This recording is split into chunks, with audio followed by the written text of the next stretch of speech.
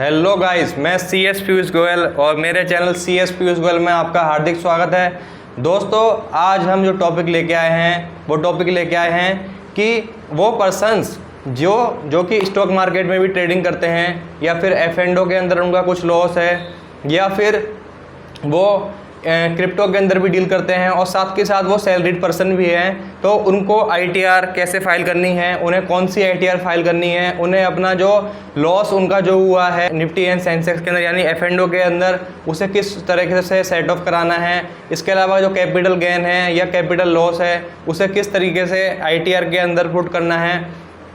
इसके अलावा जो सैलरीड इनकम है उसे किस तरीके से आईटीआर के अंदर दिखाना है और इन सबको दिखाने के बाद भी टैक्स को किस तरीके से सेव करना है और टैक्स को किस तरीके से मिनिमाइज करना है या फिर नील करना है। दोस्तों, आज हम टॉपिक ऊपर बिल्कुल डिस्कस करने वाले हैं और हम स्टेप बाय स्टेप एक एक स्टेप जानेंगे किस तरीके से हम आईटीआर को फाइल करेंगे और कौन सी आईटीआर गाइस इसके लिए फाइल होगी।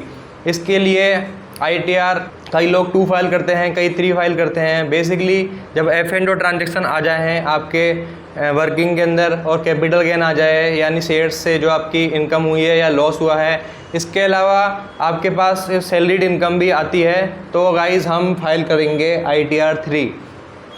आईटीआर 3 के अंदर हम जो भी एफ&ओ आपके ट्रांजेक्शन हुए हैं उसको हम P&L से रिपोर्ट करेंगे गाइस। इसके अलावा जो आपकी सैलरीड इनकम है उसको हम सैलरी हेड के अंदर दिखा के रिपोर्ट करेंगे। इसके अलावा जो कैपिटल गेन के आपके प्रॉफिट है या लॉस है उसको हम कैपिटल गेन का जो हेड होता है उसके अंदर दिखा के शो करेंगे। गाइस चलिए अब चलते हैं स्क्रीन पर। गाइस अब हम आ चुके हैं हमारे इनकम टैक्स लॉगिन पर, हमने लॉगिन भी कर लिया है।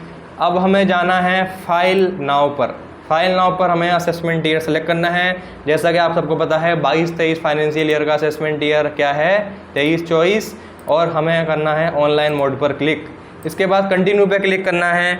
जैसा कि मैंने देखो पहले आईटीआर फाइल करना स्टार्ट कर दिया था, पर मैं गाइस आपके लिए स्पेशल वीडियो बना रहा हूँ तो मैं आपको नए सिरे से फाइल करना स्टार्ट करता हूँ। गाइस अब मैंने क्लिक कर दिया है जिससे कि आपको एक एक स्टेप का पता चल सके कि आईटीआर में अगर 3 फाइल करेंगे तो किस किस तरीके से हमें स्टेप फॉलो करनी है और हमें कम्प्लीटली फाइल करनी है। अब मैंने इंडिविजुअल पर क्लिक किया है, उसके बाद हम क्लिक करेंगे कंटिन्यू पर। कंटिन्यू पे क्लिक करने के बाद अब आईटीआर फॉर्म चूज़ करना है। गाइस मैंने आपको बताया इसके लिए फॉर्म आईटीआर 3 यूज़ होगा।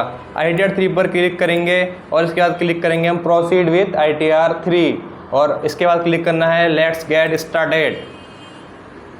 लेट्स गेट स्टार्टेड पर क्लिक करने के बाद हमें क्या करना होगा, हमारी जो रिटर्न है इसे पर्पस बताना होगा कि हम किस पर्पस की वजह से फाइल कर रहे हैं। गाइस अगर आपकी टैक्सेबल इनकम 2.5 लाख रुपए से ऊपर है तो हमें ये ऑप्शन चूज़ करना होगा। अगर आपकी इनकम 2.5 लाख रुपए से नीचे है तो हमें अदर्स वाला ऑप्शन चूज़ करना होगा। मान लीजिए मेरी जो टैक्सेबल इनकम है वो 2.5 लाख रुपए से ऊपर है, यानी बेसिक एग्जम्पशन लिमिट का मीनिंग होता है कि 2.5 लाख रुपए तक की जो इनकम होती है उस पर कोई भी टैक्स नहीं लेती है सरकार। तो हमारी जो इनकम है वो 2.5 लाख रुपए से ऊपर है, तो इसलिए मेरी जो एग्जम्पशन लिमिट से ऊपर है इनकम, तो मैं ये वाला ऑप्शन सेलेक्ट करता हूँ और करूँगा कंटिन्यू पर क्लिक। इसके बाद ये सारे गाइस शेड्यूल्स आ जाते हैं यहाँ पर इनकम के, बिजनेस के, डेप्रीसिएशन, रिडक्शन, टैक्स और अदर्स। तो हमें क्लिक करना है इनकम पर और हमें उन चेक बॉक्स पर क्लिक करना है जहाँ से हमें क्या है इनकम आ रही। जैसे मान लीजिए मेरे केस के अंदर मैं सैलरीड पर्सन हूँ और साथ में मैं स्टॉक मार्केट में भी ट्रांजेक्शन करता हूँ। इसके अलावा मैं एफ&ओ ट्रांजेक्शन भी करता हूँ। इसके अलावा मैं क्रिप्टो ट्रांजेक्शन भी करता हूँ। तो ये सारे अगर ट्रांजेक्शन करता हूँ तो मुझे ये ट्रांजेक्शन यहाँ पर चेक बॉक्स में क्लिक करने होंगे। ठीक है गाइस, तो मुझे जैसे सैलरी आती है मैंने सैलरी पे क्लिक करा। इसके बाद मुझे कैपिटल गेन से इनकम हुई या लॉस हुआ वो मैंने क्लिक करा। इसके अलावा अगर मेरे शॉर्ट टर्म सेक्शन 112 ये होता है कि आपने मान लीजिए कोई शेयर्स लिया, अगर वो शेयर्स आपने कुछ स्पेसिफाइड टाइम पीरियड से ज़्यादा होल्ड किया तो वो लॉन्ग टर्म कैपिटल गेन माना जाता है। अगर वो है तो आप लॉन्ग टर्म कैपिटल गेन पर भी क्लिक करेंगे, अगर नहीं है तो नहीं करना। इसके अलावा अगर आपने क्रिप्टो के अंदर डील किया है तो वर्चुअल डिजिटल असेट्स पर क्लिक करना है, अगर नहीं किया है तो आपको इस पर क्लिक नहीं करना है। जो आप यहाँ पे क्लिक करोगे वो आगे ऑप्शन इनेबल हो जाएंगे, जो आप नहीं करोगे वो इनेबल नहीं होंगे। ठीक है गाइज, इसके अलावा अदर सोर्सेस से इनकम है तो अदर सोर्सेस पे आपको क्लिक करना है। इसके अलावा आपके शॉर्ट टर्म कैपिटल गेन है तो वो उसके लिए आपको schedule income taxable at special rates पे क्लिक करना है, क्योंकि वहाँ पर जो नॉर्मल स्लैब रेट होती है वो नहीं लगती है, जो एक स्पेशल रेट होती है 10% की सेक्शन 111A के लिए, शॉर्ट टर्म कैपिटल गेन के लिए, तो वो वहाँ पर वो अप्लाई होगी। ठीक है गाइस। इसके अलावा आपको ये शेड्यूल भरने के बाद बिजनेस पे जाना है। यहाँ पर आपकी जो ये आपके केस के अंदर प्रिपेयर नहीं होंगे गाइस, ये उस केस के अंदर प्रिपेयर होते हैं जहाँ पर क्या होता है, जो बिजनेसमैन होते हैं उनके कैपिटल गेन के ट्रांजेक्शन होते हैं, साथ के साथ बिजनेस भी होता है, तो ये उन पर एप्लीकेबल होता है, तो ये आप पर एप्लीकेबल नहीं होगा। इसके अलावा जो है आपके ऊपर एप्लीकेबल नहीं होगा। इसके अलावा जो डिडक्शन है, डिडक्शन किस सेक्शन के अंदर आपको लेनी है वो आप इसमें सेलेक्ट करेंगे। शेड्यूल 6A के अंदर ये सारी ATC, ATD, सारी जो ATE होती है सारी डिडक्शन आ जाती है, ये आपको मैंडेटरीली क्लिक करना है। इसके अलावा ये आपको क्लिक नहीं करना है, ये कुछ ऐसे स्पेशल केस होते हैं जहाँ पर डिडक्शन एप्लीकेबल होती है, अगर वो आपके केस एप्लीकेबल है तो आप क्लिक कर सकते हो। ठीक है गाइज। इसके अलावा फिर आपको करना है कंटिन्यू पर क्लिक।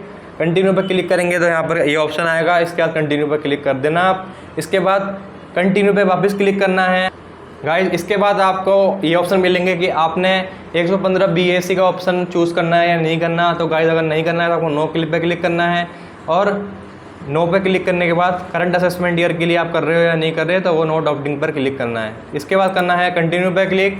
कंटिन्यू पे क्लिक करने के बाद अगर आपने कोई एग्जाम्पशन मिली है इनके रिगार्डिंग तो आप वो चूज़ कर सकते हैं। अगर नहीं मिली है, अगर मान लीजिए आपका कोई हाउस रेंटल अलाउंस है तो वो आप यस करके डाल सकते हैं। ठीक है गाइस। इसके अलावा कोई चिल्ड्रन एजुकेशन अलाउंस है वो डाल सकते हैं। कोई आपका ट्रेवल वगैरह पे कॉस्ट इनकर्ड हुई है वो डाल सकते हैं। इसके अलावा अगर कुछ डोनेशन वगैरह आपने पेड की है पॉलिटिकल पार्टी को, या आपने किसी मंदिर को दिया है, किसी ट्रस्ट को दिया है, या फिर सोसाइटी को दिया है, सेक्शन 8 कंपनी को दिया है, तो उस केस के अंदर आप अपनी डोनेशन का अमाउंट बता सकते हैं गाइज। इसके अलावा आपके ऊपर ये ऑप्शन एप्लीकेबल है scientific research and rural development का, तो वो बता सकते हैं। ATGG के अंदर अगर कुछ आपने दिया है तो वो बता सकते हैं। इसके अलावा अगर आपने दिया होगा और आपने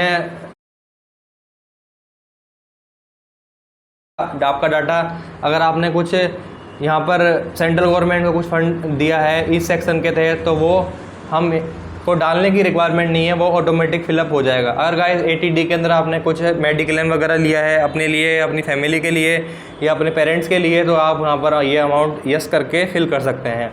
इसके अलावा आपको सेक्शन 80TTA के अंदर अगर आपको कुछ इंटरेस्ट इनकम मिली है सेविंग बैंक अकाउंट से, तो आप वहाँ पर 10,000 रुपये तक की डिडक्शन क्लेम कर सकते हैं।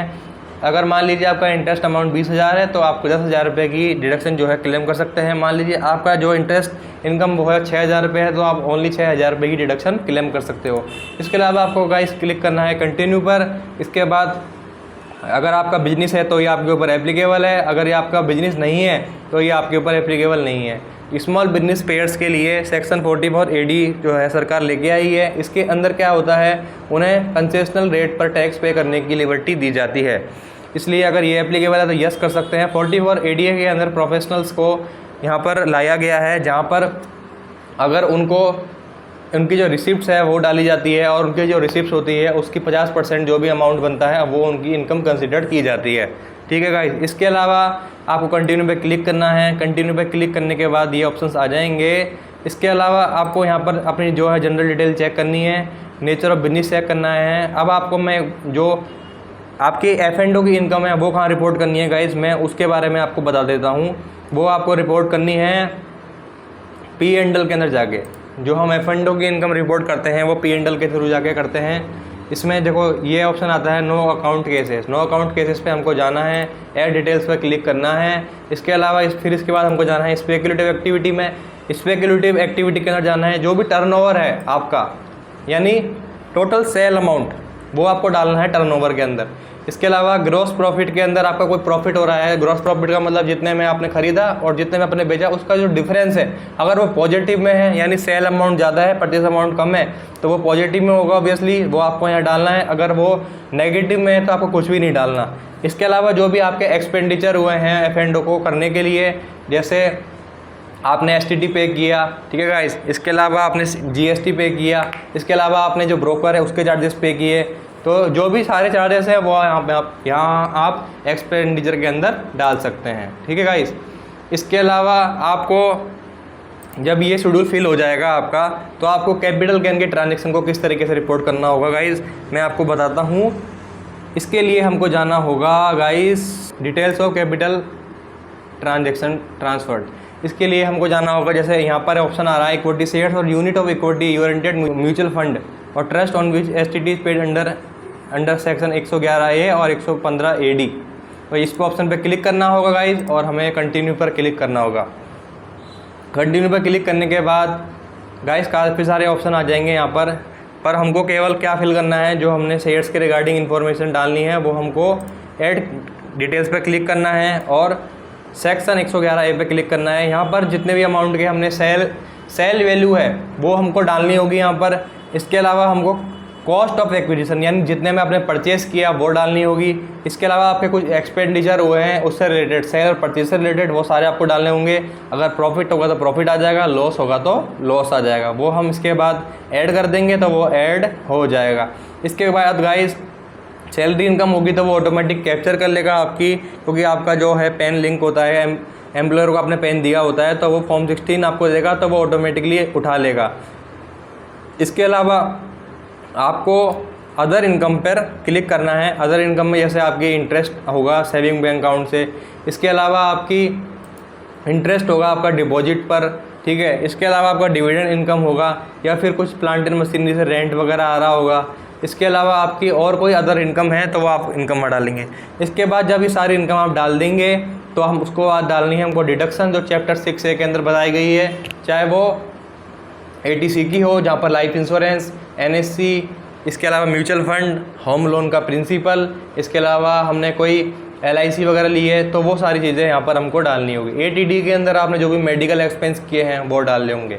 इसके अलावा आपकी जब इन चीज़ों को करने के बाद आपकी जो 5 हेड की इनकम है वो टोटल करके ये सिस्टम ले लेगा और आपके जो डिडक्शन है उसको लेस करेगा। इसके अलावा जो आपने टैक्स पे किया है, ओनली TDS पे करके आ चुके हैं, उनको लेस करके जो आपकी फाइनल टैक्स लायबिलिटी है या रिफंड बन रहा है वो आपको ऑटोमेटिकली कैलकुलेट करके बता देगा। इसके बाद गाइस आपको बस अपनी रिटर्न को वेरीफाई करना है आधार से या जो भी अदर ऑप्शंस दिए गए हैं उनके थ्रू, और आपकी रिटर्न को वेरीफाई करने के बाद अगर आपका रिफंड बन रहा है तो वो प्रोसेस होने के बाद आपके बैंक अकाउंट के अंदर क्रेडिट किया जाएगा।